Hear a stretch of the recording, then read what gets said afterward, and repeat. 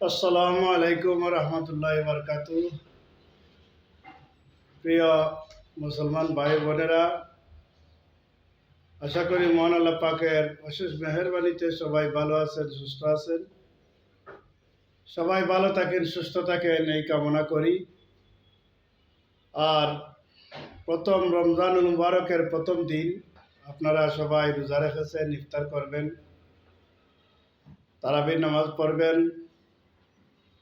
আল্লাহ পাক রব্বুল আলামিন প্রত্যেকের পক্ষ থেকে তারাবি, ইফতার, সেহরি, রোজা রাখাকে কবুল করুক, আমিন। রমজান মাসে আল্লাহ তাআলা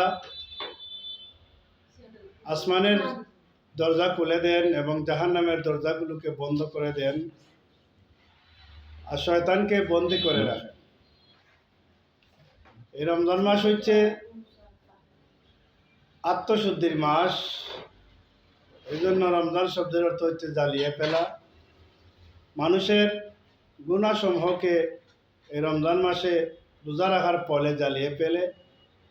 সেই জন্য যারা রোজা রেখেছেন ইনশাআল্লাহ আল্লাহ তাআলা আপনার গুনাহ মাফ করে দেবেন।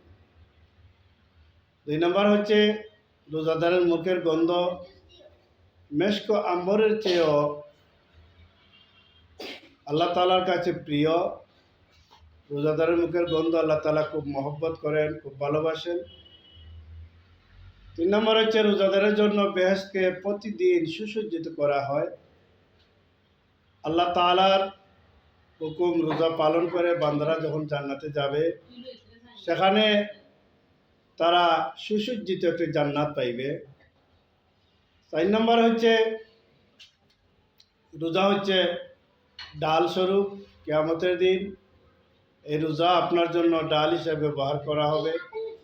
এই রোজার কারণে আল্লাহ তাআলা আপনাকে এই ডালের নিচে ছায়া দান করবেন, অর্থাৎ সূর্য মাথার উপরে থাকবে।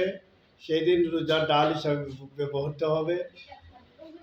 5 নম্বর হচ্ছে যারা রোজা রাখেন তাদের জন্য ইফতারের সময় একটি সুসংবাদ রয়েছে।